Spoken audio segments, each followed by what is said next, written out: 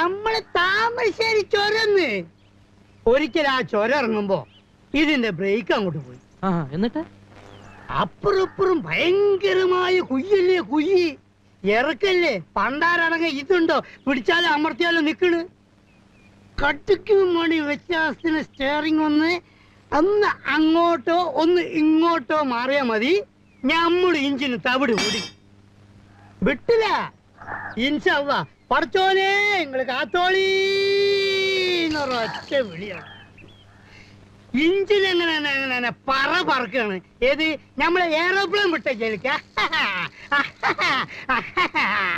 Thamarassery to Kozhikode 50 kilometre.